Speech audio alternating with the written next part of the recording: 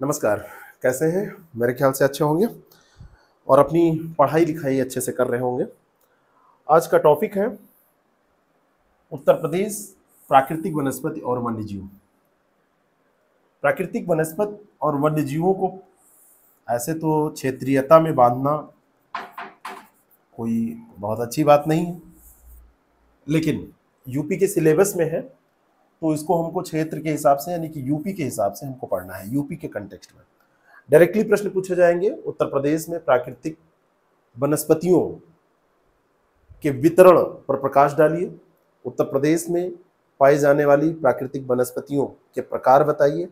उत्तर प्रदेश में प्राकृतिक वनस्पति और वन्य जीवों पर टिप्पणी कीजिए। सामान्य से ये प्रश्न होंगे। सबसे बेसिक बात ये आती है कि ये प्राकृतिक वनस्पति होती क्या है। अगर हम ये समझ लें तो जो प्राकृतिक वनस्पति होती है वही उत्तर प्रदेश की भी प्राकृतिक वनस्पति होगी, वो कोई अलग नहीं होगी।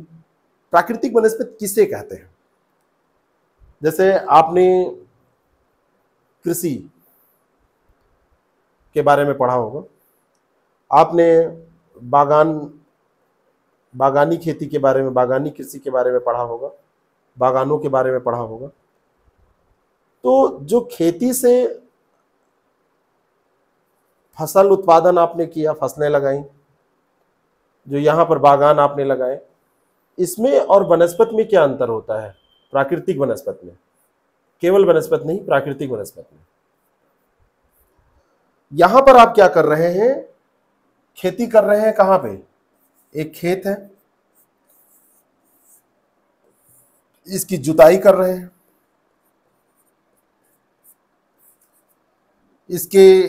इसमें उर्वरक आप डाल रहे हैं, इसमें आप बीज डाल रहे हैं, निराई कर रहे हैं, सिंचाई कर रहे हैं।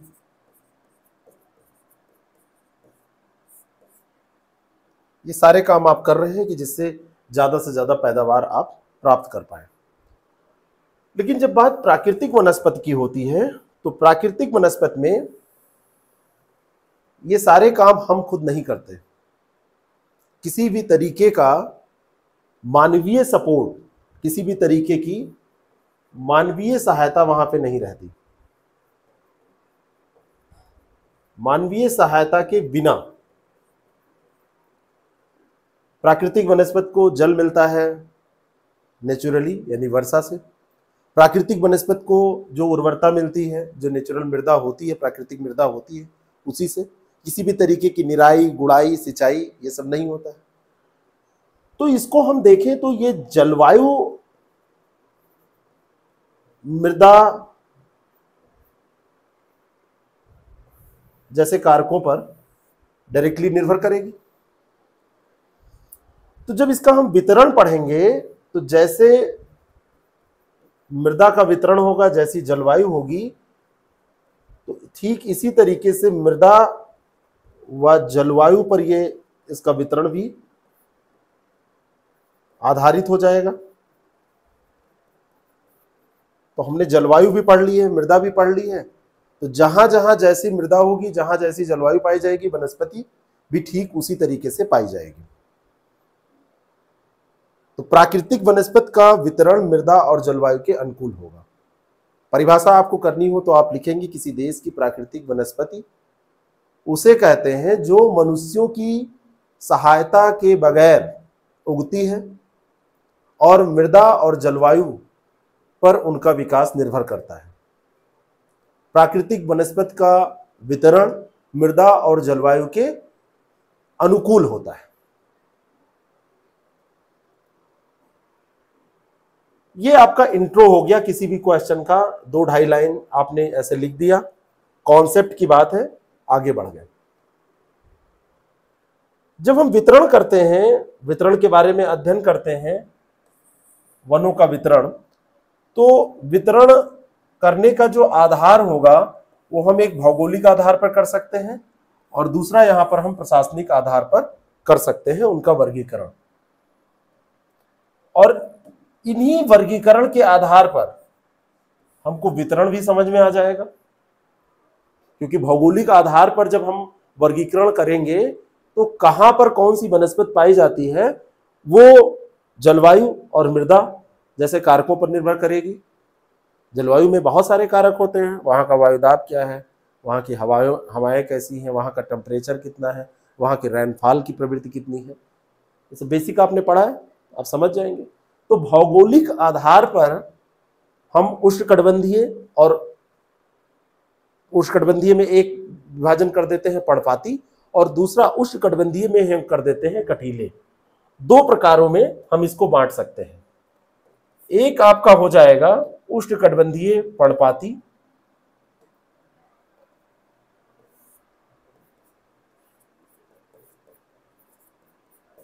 उष्णकटिबंधीय ही होगा, और एक होगा पर्णपाती, और दूसरा नाम भी उष्णकटिबंधीय से ही होगा, लेकिन उष्णकटिबंधीय में एक हो जाएगा कटीले। ये दो प्रमुख विभाजन हो गए जिनको हम भौगोलिक आधार पर बांटते हैं। लेकिन उष्णकटिबंधीय पर्णपाती में भी आर्द्र और शुष्क, आर्द्रता और शुष्कता के हिसाब से दो विभाजन और हो जाते हैं। एक ये आर्द्र हो गया और एक ये हो गया शुष्क। एक आर्द्र हो गया और एक दूसरा हो गया शुष्क। ये दो भागों में हम बांट लेते हैं। तो भौगोलिक आधार पर जो वर्गीकरण हुआ, उष्णकटिबंधीय पर्णपाती, उष्णकटिबंधीय कटीले, और इसमें फिर दो भागों में हमने उष्णकटिबंधीय पर्णपाती को भी बांटा, एक आर्द्र और एक शुष्क। यहां पर जो आपको तैयार करना होगा, बेसिकली यहां पर जैसे उष्णकटिबंधीय पर्णपाती आप पढ़ रहे हैं, तो ये कहां पर पाया जाएगा? उष्णकटिबंधीय पर्णपाती वास्तव में जब मानसून का समय आता है, इनको मानसूनी वन के नाम से भी जाना जाता है। मानसून के समय ये वर्षा की प्राप्ति करते हैं। मानसूनी वन 70 से 200 सेंटीमीटर तक की जो वार्षिक वर्षा वाले क्षेत्र हैं, 70 से 200 सेंटीमीटर की वार्षिक वर्षा इसमें पाई जाती है इन क्षेत्रों में, जहां पर ये मिलेंगे। और पर्णपाती वन शुष्क मौसम के दौरान जब मानसूनी वर्षा का अभाव होता है, तो क्या करते हैं, अपने वर्षा का जब अभाव पाया जाता है, वर्षा का अभाव पाया जाएगा, तो ये पत्तों को गिरा देंगे।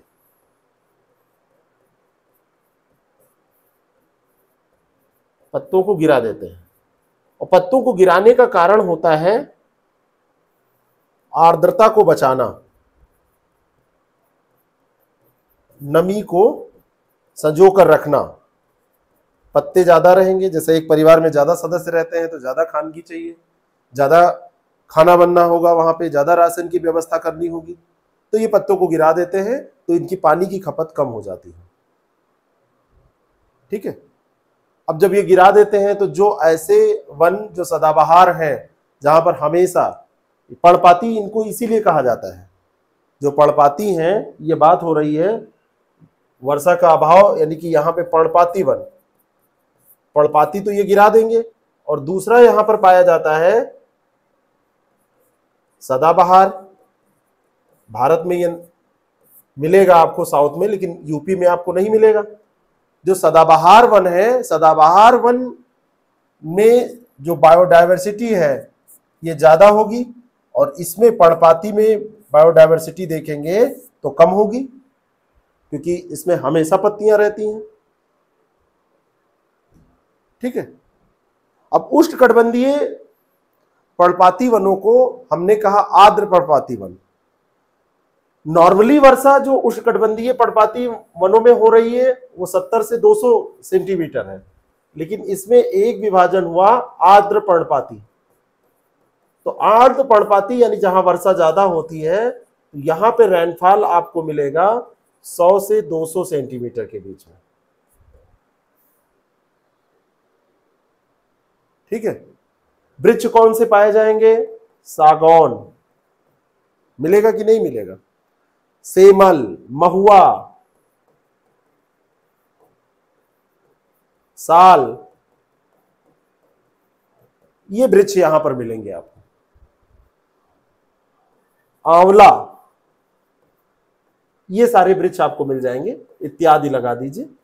और भी वृक्ष हैं, सारे वृक्षों के नाम आपको नहीं याद है तो इत्यादि लगा दीजिए। ये वृक्ष आपको मिलेंगे। घास के मैदान भी इसमें मिलेंगे, सघन सवाई घास आपको मिलेगी, भावर घास मिलेगी। और घास के मैदान मिलने के कारण यहाँ पर कागज उद्योग, रस्सी उद्योगों का विकास भी हो जाता है।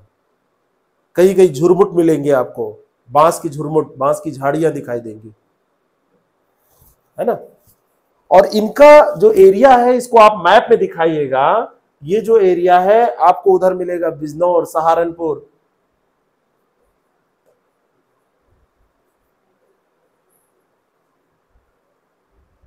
बहराइच,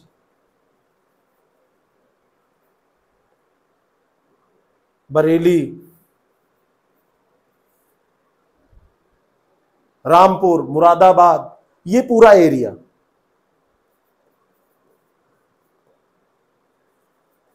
मुरादाबाद,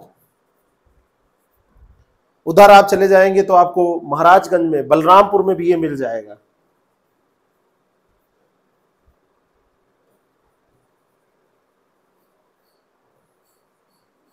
महाराजगंज, बलरामपुर, ये पूरा एरिया सारा मैप में दिखाइएगा। सब कुछ मैं आपको बता चुका हूं पिछली क्लासेस में। जिन लोगों ने पिछली क्लासेस नहीं देखी है वो देखें उसको, वहां पर आपको ये सारा मिल जाएगा। ठीक है। और जब तक आप अपने आप लिखेंगे नहीं तब तक आपका कुछ होने वाला नहीं है। ये पढ़ने पढ़ाने से कुछ नहीं होगा, चाहे खुद पढ़ें और चाहे हम लोग पढ़ाएं। जब आप लिखेंगे, प्रैक्टिस करेंगे, तभी कुछ होगा। ठीक है। हमारा एक आंसर राइटिंग प्रोग्राम है, उसको आप ज्वाइन कर सकते हैं। उसमें आपको मॉडल आंसर दिए जाते हैं, उसमें आपको चीजों को कैसे लिखना है ये बताया जाता है। मॉडल आंसर बहुत बड़ी चीज होती है। आपका एक दो आंसर देख के, एक दो आंसर लिख के काम नहीं चलने वाला है। रेगुलर प्रैक्टिस और उसका मॉडल आंसर, तो आपका काम बन जाएगा। तो आप उसको रेगुलर प्रैक्टिस करिए। नीचे कॉन्टेक्ट नंबर डिस्क्रिप्शन बॉक्स में दिया है, आप उसमें जानकारी ले लीजिए। तो ये आपके आर्द्र पर्णपाती वन हो गए, यानी कि जो उष्णकटिबंधीय वन थे उसको दो भागों में हमने बांटा, एक आर्द्र, अब दूसरा हम देखने जा रहे हैं शुष्क। एक हो गया ये आर्द्र, अब दूसरा इसका जो विभाजन है वो है शुष्क का। चलिए इसको हम यहां से ऐसे दिखा दे रहे हैं, शुष्क पर्णपाती वन।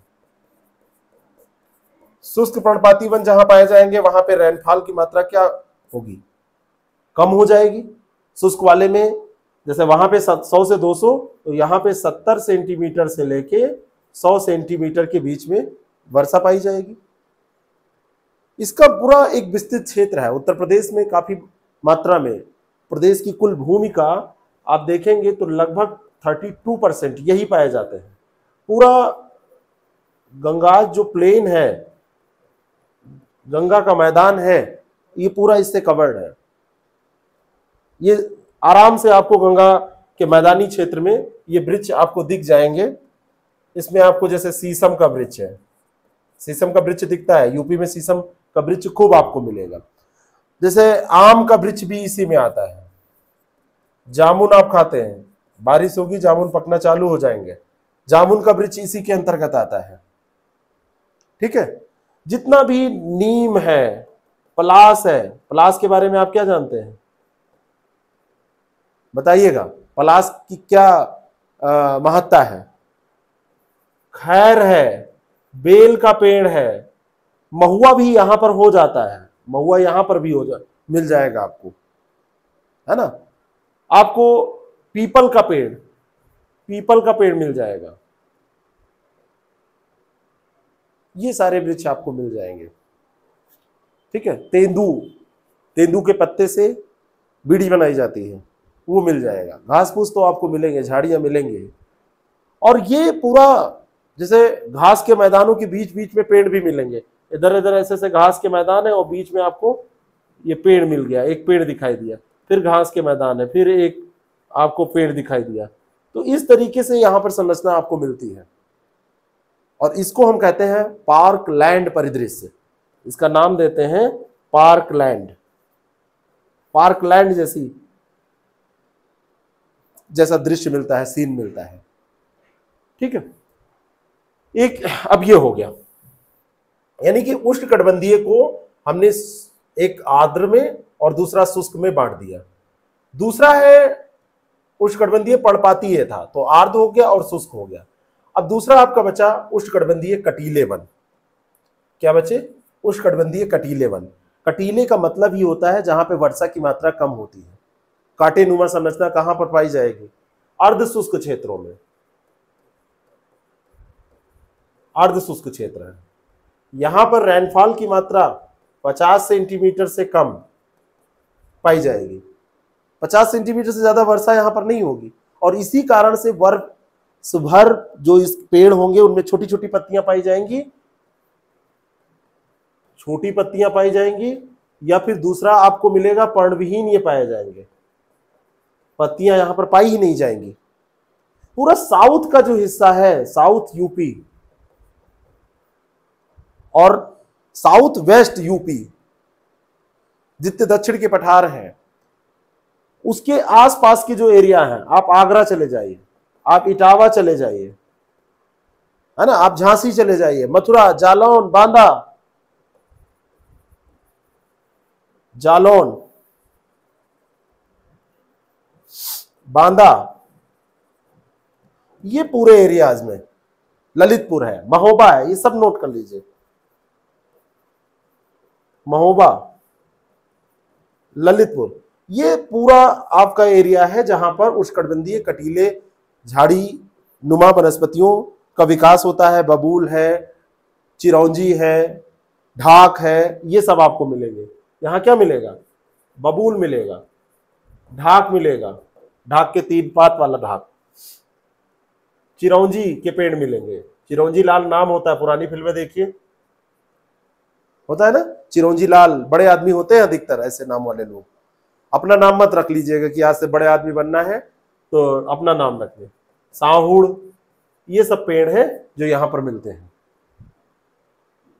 तो आपसे अगर पूछ लिया जाए कि जलवायु के आधार पर उत्तर प्रदेश की वनस्पति का वितरण समझाइए या उनका वर्गीकरण कीजिए, तो आप बताइए सीधा सा कि जलवायु के आधार पर उष्णकटिबंधीय पर्णपाती और उष्णकटिबंधीय कटीले वनों में उत्तर प्रदेश की वनस्पतियों को बांटा जा सकता है। पुनः उष्णकटिबंधीय पर्णपाती वन आर्द्र पर्णपाती और शुष्क पर्णपाती वन में विभाजित किया जाता है, और दोनों के बारे में बता दीजिए। उष्णकटिबंधीय पर्णपाती वन 70 सेंटीमीटर से 200 सेंटीमीटर, और उसमें जब आर्द्र में जाएंगे तो 100 से 200, और जब शुष्क में जाएंगे तो 70 से 100 सेंटीमीटर वर्षा। और ये उदाहरण याद रखिएगा, और इसको दिखा के आप आसानी से, और एक मैप जरूर बना दीजिए और उसमें इन क्षेत्रों को दिखा दीजिए। सारे क्षेत्र आपको पता ही है, सारे जिलों की लोकेशन आपको मैप में पता होना चाहिए। आपने दिखा दिया, आप आगे बढ़ गए। लेकिन एक विभाजन और है जो प्रशासनिक आधार पर, प्रशासकीय आधार पर विभाजन किया जाता है, और ये भौगोलिक आधार पर तो वर्गीकरण आपने कर लिया, भौगोलिक आधार के बाद में वनों का प्रशासनिक आधार पर वर्गीकरण। प्रशासनिक आधार के वर्गीकरण का जहां तक सवाल है तो उसमें 3 श्रेणियां हैं जो निर्धारित की गई हैं। इसमें एक सुरक्षित वन है और एक संरक्षित वन है, ठीक है, सुरक्षित, संरक्षित, और तीसरा है अवर्गीकृत श्रेणी, ठीक है। तो इन तीनों को तो सबसे पहले आपको दिखाना होगा। एक इसमें श्रेणी आप बना लीजिए सुरक्षित, दूसरा है यहां पर संरक्षित, और एक यहां पर श्रेणी है अवर्गीकृत। ये 3 श्रेणियां हैं। जो सुरक्षित श्रेणी है, यानी कि इसको सरकार के द्वारा क्या किया गया है, सुरक्षित घोषित कर दिया गया है। सरकार ने यहां पर किसी भी मानवीय गतिविधि,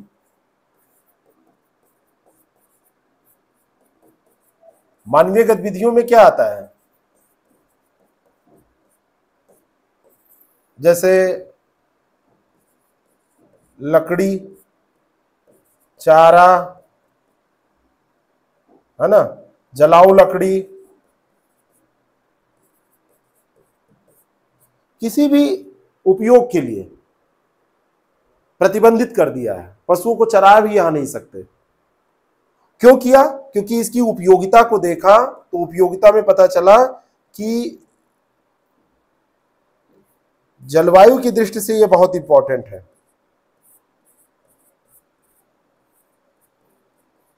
पर्यावरण की दृष्टि से ये बहुत इंपॉर्टेंट है, इसको आप और व्यापक शब्द लिखिए, पर्यावरण की दृष्टि से। तो आर्थिक उपयोग को द्वयम दर्जे का समझा गया। ये भूमि संरक्षण की दृष्टि से बहुत इंपॉर्टेंट है, भूमि संरक्षण होता है इससे। तो इसको कहा गया कि भाई ये आप आर्थिक लाभ इसके मत उठाइए, ये बहुत ज्यादा इंपॉर्टेंट है। दूसरा, जो संरक्षित होते हैं इस पे भी ध्यान रखा जाता है, लेकिन ये जो मानवीय गतिविधियां यहां पे अलाउ कर दी जाती हैं, नियंत्रण रहता है।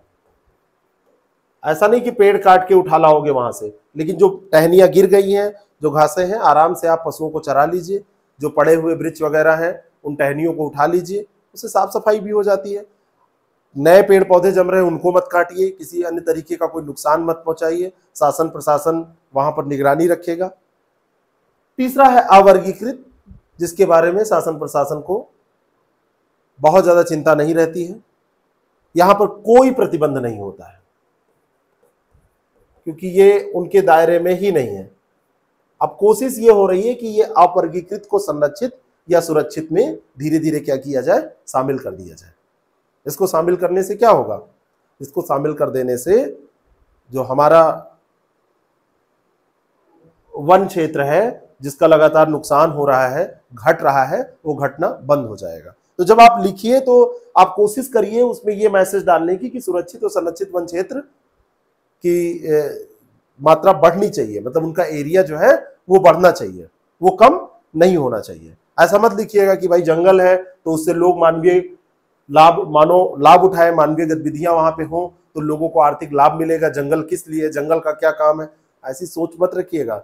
जंगल जो है ठीक वैसे ही है जैसे हमारे शरीर में हमारा फेफड़ा, तो पृथ्वी के लिए वही है, क्योंकि वही वायु को शुद्ध करते हैं, जलवायु को नियंत्रित करते हैं, मृदा अपरदन को रोकते हैं। पर्यावरण के लिए कितने ज्यादा आवश्यक है, जैव विविधता के लिए सबसे महत्वपूर्ण वन ही है। तो एक ये डिवीजन हो गया। नॉर्मली प्रश्न जो पूछा जाएगा आपसे वो पूछा जाएगा वनों को वर्गीकृत कीजिए, वनों के प्रकार बताइए, तो आप दोनों को लिखेंगे, दोनों को लिख देंगे। हमको कुछ आंकड़े याद रखने हैं। उत्तर प्रदेश वन स्थिति रिपोर्ट 2021 जो 17th ISFR रिपोर्ट है 2021 की, उस रिपोर्ट में यूपी के जो आंकड़े आए, इन आंकड़ों को अगर आप याद रखेंगे और जहां पे जरूरत पड़ेगी थोड़े बहुत आंकड़े लिख देंगे तो आपका आंसर और रिच हो जाएगा। जैसे इसमें दिया हुआ है प्रदेश का कुल भौगोलिक क्षेत्र, ये आप सबको पता है कि प्रदेश का जो भौगोलिक क्षेत्र है वो 2,40,928 वर्ग किलोमीटर है। तीन चीजें और दी हुई हैं, जैसे एक अति घने, मध्यम घने और खुले, ये तीन प्रकार के वन, इनकी जरूरत आपको पड़ सकती है। प्रीलिम्स में जो पूछा जाता है वो तो पूछा ही जाता है, ये तीन। अब जैसे सबसे ज्यादा मात्रा किसकी है, खुले वनों की, फिर मध्यम घने, फिर अति घने की। अति घने वन क्या होते हैं? अति घने वन उनको कहते हैं जैसे आप कोई क्षेत्र लें और उस क्षेत्र में वृक्ष की मात्रा, जो वृक्षों की मात्रा है, सघनता है, वो अगर 70% से ज्यादा हो, कितनी हो, 70% से ज्यादा हो, तो उनको हम अति घने की श्रेणी में रखते हैं। ठीक है, तो क्षेत्र में जो भी क्षेत्र आप ले रहे हैं, वन क्षेत्र, इसको आप लिख दीजिए, वन क्षेत्र में वृक्षों की सघनता कितनी हो, 70% से ज्यादा, तो ये आपका हो जाएगा अति घना। मध्यम घने के अंतर्गत क्या होता है? मध्यम घने के अंतर्गत वन क्षेत्र में वृक्षों की जो सघनता है वो 40% से 70% के बीच में होती है। और जो खुले वन है, यहां पर वन क्षेत्र में वृक्षों की जो सघनता होती है वो 10% से 40% के बीच में होती है। इस तरीके से ये तीन प्रकारों में, तीन भागों में हम इसको बांट सकते हैं। तो इनकी मात्रा आप याद रखिए, जो वर्ग किलोमीटर में दी हुई है, क्षेत्रफल है ये, मात्रा की जगह क्षेत्रफल आप शब्द यूज करिए। सबसे ज्यादा खुले वन है, फिर मध्यम है और सबसे कम अति घने वन है हमारे यहाँ। ठीक है, दूसरी चीज कुल वन क्षेत्र, अब इन्हीं का जो टोटल करेंगे, इन तीनों को जोड़ देंगे तो कुल वन क्षेत्र जो आएगा वो 14,818 वर्ग किलोमीटर है। लेकिन हमारे देश में जितना भी वन क्षेत्र पाया जाता है उसका केवल 2.07% हमारे यहाँ पाया जाता है। और कुल वन क्षेत्र के हिसाब से अगर यूपी को देखा जाए कि यूपी का जितना एरिया है, तो यूपी के क्षेत्रफल यानी एरिया का 6.15% वन क्षेत्र पाया जाता है। इतना ही वन क्षेत्र है। और जो हमारे यहाँ झाड़ियां हैं, श्रब्स हैं, वो 563 वर्ग किलोमीटर पाई जाती हैं। इतना क्षेत्र उनका है। इन आंकड़ों को याद रखिए, जहां पर भी आपको जरूरत पड़े उनको लिखिए, ये आपके आंसर को रीच कर देंगे। थोड़ा बहुत आंकड़े आपको चाहिए, ज्यादा नहीं लेकिन थोड़े बहुत आंकड़े चाहिए। बाकी प्रैक्टिस, लिखने की जितनी प्रैक्टिस होगी उतना अच्छा रहेगा। अब बात आती है कि हमारे यहां जो उत्तर प्रदेश में वानिकी है उसके साथ क्या समस्याएं हैं, वानिकी के साथ क्या समस्याएं हैं और उन समस्याओं को दूर करने के क्या उपाय किए जा रहे हैं या क्या उपाय किए जाने चाहिए। अगर आपने केवल समस्याएं बता दी तो समस्याओं से काम नहीं बनेगा, आपको समस्याओं के साथ उनका निदान भी बताना पड़ेगा है? तो आप ध्यान रखिए कि जब भी समस्याएं बताइए तो उनका समाधान भी आप बताइए। वानिकी की समस्या क्या है हमारे यहाँ? हमारे यहाँ सबसे बड़ी समस्या पॉपुलेशन का ज्यादा होना है। अगर आप पॉपुलेशन को सेंटर में रखेंगे तो पॉपुलेशन ज्यादा होने से देखिए क्या होता है, पॉपुलेशन ज्यादा होगा तो मांग ज्यादा हो जाती है। मांग चाहे वो कृषि क्षेत्र की हो, कृषि क्षेत्र की मांग ज्यादा हो जाती है। औद्योगिकरण ज्यादा हो जाता है, उद्योगों की भी मांग ज्यादा हो जाती है। औद्योगिक मांग भी ज्यादा होती है कि नहीं होती है? ठीक इसी तरीके से आवासीय क्षेत्र की मांग भी ज्यादा हो जाती है। ठीक इसी तरीके से डिमांड की बात करें, आप एक अन्य श्रेणी भी रख सकते हैं, क्योंकि दबाव लास्ट में किस पे पड़ना है? भूमि क्षेत्र पे पड़ना है। जब कृषि क्षेत्र कम रहेगा तो कृषि क्षेत्र बढ़ाने के लिए वन क्षेत्र को कम किया जाएगा। औद्योगिकरण होगा, औद्योगिकरण में भी वन क्षेत्र कम होगा। आवासीय क्षेत्र का विकास होगा, इसमें भी वन क्षेत्र कम होगा। इसके अलावा यहां पे फर्टिलाइजर,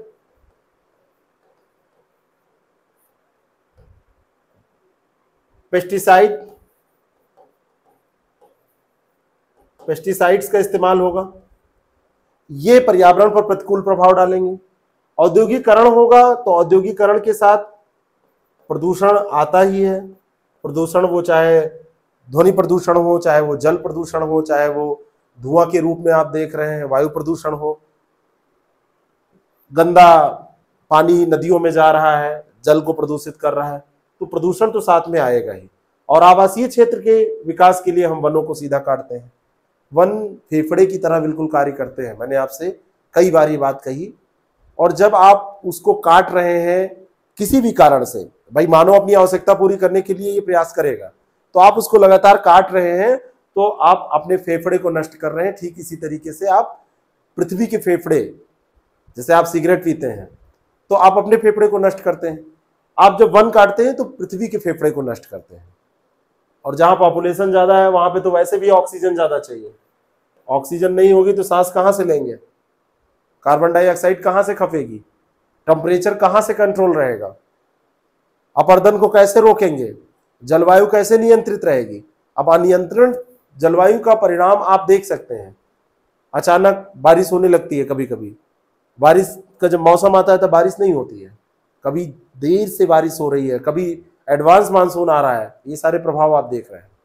तो इस पर रिसर्च किया गया, देखा गया तो पता चला कि हाँ, ये सब कंट्रोल करना बहुत जरूरी है। शाश्वत विकास की संकल्पना अपनाना बहुत जरूरी है। अगर हमने शाश्वत विकास की संकल्पना नहीं अपनाई तो आगे तो पेड़ पौधे वृक्ष ये सब रह ही नहीं जाएंगे, हमारे पास संसाधन और कुछ बचेगा ही नहीं। तो भविष्य की पीढ़ी क्या कहेगी कि हमारे जो पूर्वज थे वो बड़े गंदे थे, बड़े स्वार्थी थे। बावजूद इसके भी हम ये सब नहीं सोच रहे हैं। आर्थिक युग है, पैसा कमाने की बात आती है, उद्योगों का प्रसार हो रहा है। यूपी गवर्नमेंट भी इन्वेस्टर सबमिट कर रही है क्यों कर रही है? इन्वेस्टर समिट इसीलिए ना कि ज्यादा ज्यादा इन्वेस्टमेंट हो। इन्वेस्टमेंट करके क्या करेंगे वो लोग?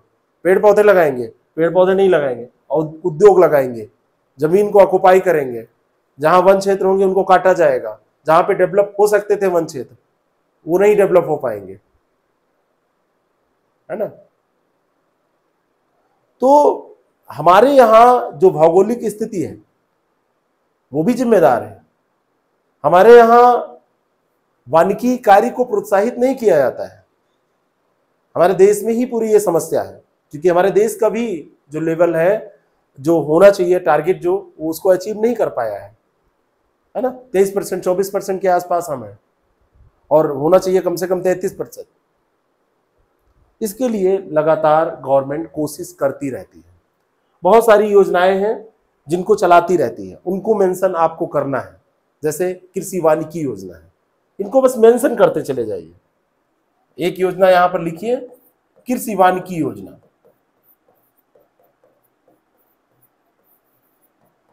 यानी कि खेती भी लोग करें और इसके साथ वन भी लगाएं, है ना। गवर्नमेंट ने चलाया क्लीन यूपी, ग्रीन यूपी, याद रखिए, क्लीन यूपी, ग्रीन यूपी। लेकिन ये ज्यादातर आपको बोर्ड ही लिखे मिलते हैं कि बोर्ड पे लिखा है क्लीन यूपी, ग्रीन यूपी, और वो बोर्ड भी गंदा हो जाता है, उसको कोई साफ नहीं करता है, कुछ दिन बाद वो भी पढ़ने लायक नहीं रहता। तो ना बोर्ड क्लीन, ना यूपी क्लीन, और ना बोर्ड ग्रीन, ना यूपी ग्रीन, कार्यक्रम चलते रहते हैं। जुलाई 2015 में ये योजना शुरू की गई थी। अगर सही से काम करती तो बहुत सारा वन क्षेत्र बढ़ चुका होता। अरे छोटे पेड़ होते आगे चल के। इसमें उद्देश्य यही रखा गया था कि रोपित किया जाएगा, रोपण करके वन क्षेत्र को बढ़ाया जाएगा, हरियाली क्षेत्र का विकास किया जाएगा, यही था इसमें। नहीं हुआ। हमारे यहां चलाया गया operation green. Operation green, operation green में क्या किया गया? 2001 से ही चल रहा है। इसमें रोपण भी करना था, वन संरक्षण भी करना था। जहां पर भी होता है पौधरोपण, वन संरक्षण, दोनों चीजें होती हैं।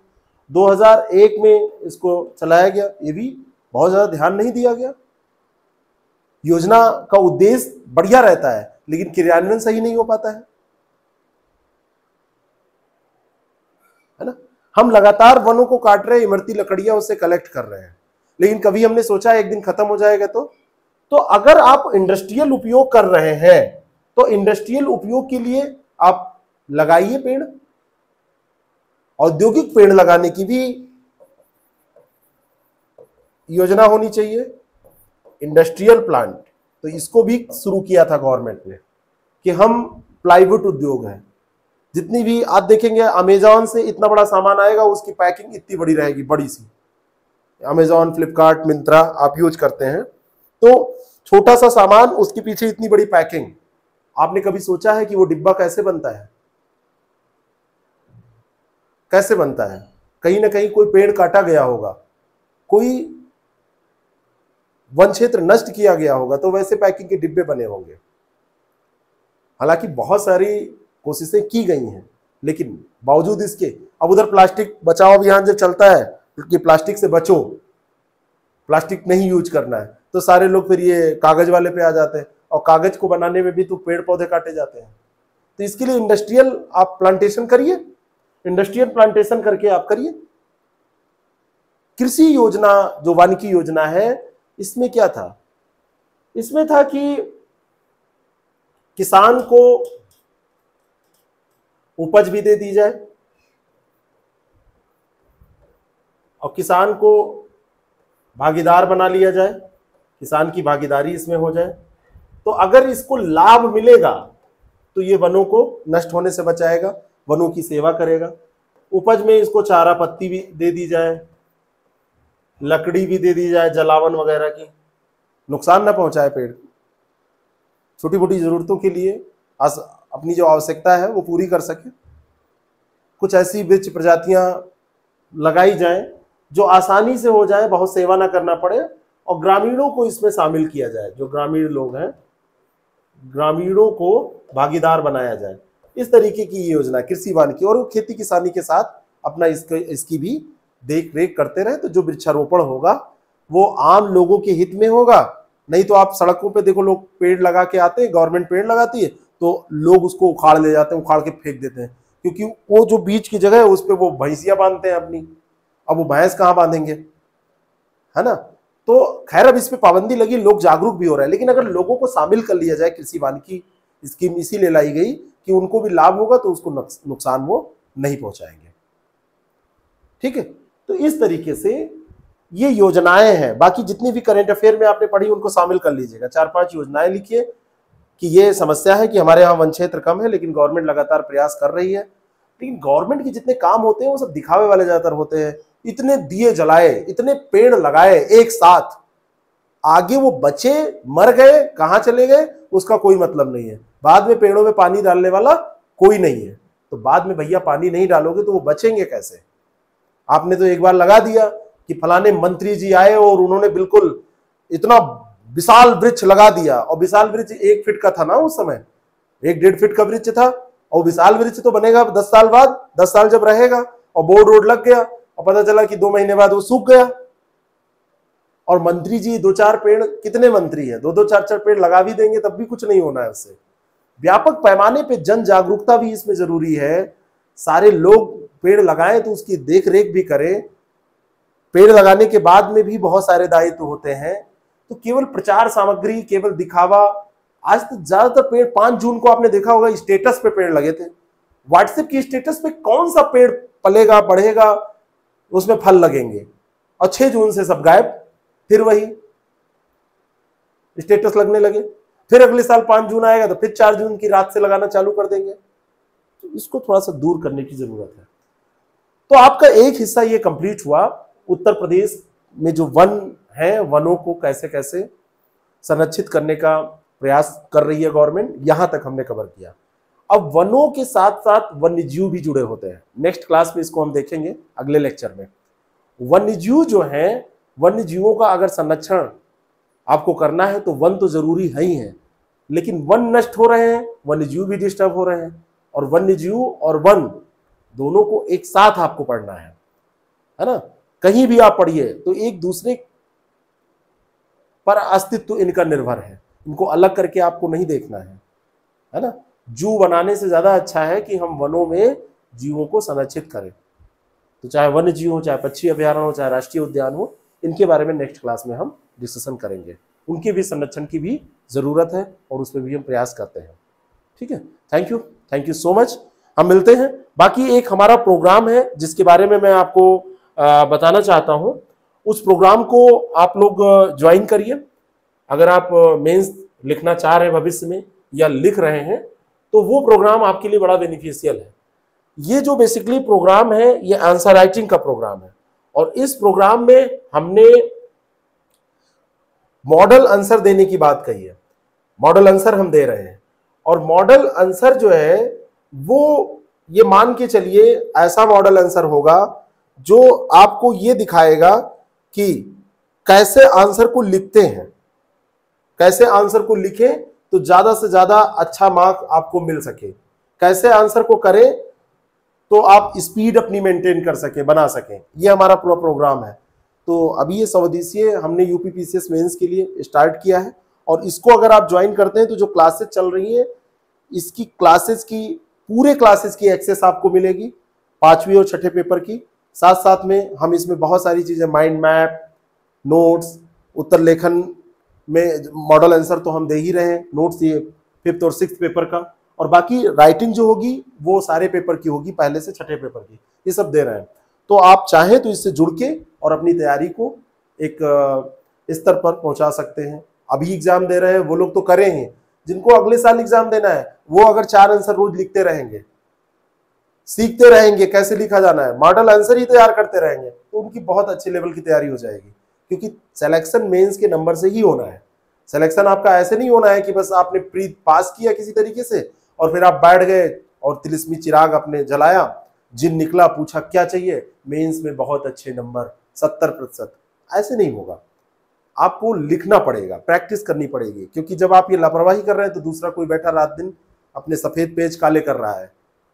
तो जितने सफ़ेद पेज काले हो जाएंगे, लिख लिख के, स्याही डाल के नहीं, जमीन में रगड़ना नहीं है कि गंदा कर दिया काला हो गया, लिखना पड़ेगा। तो आपका सिलेक्शन आसानी से होगा और आप सिलेक्शन पे दावा भी कर पाएंगे, क्योंकि प्री एग्जाम निकालने से दावा नहीं होता है। तो आप चाहें तो इन नंबर्स पे कांटेक्ट करके आप जानकारी ले लें और इसको ज्वाइन कर लें। ये स्टार्ट हो चुका है। Thank you so much.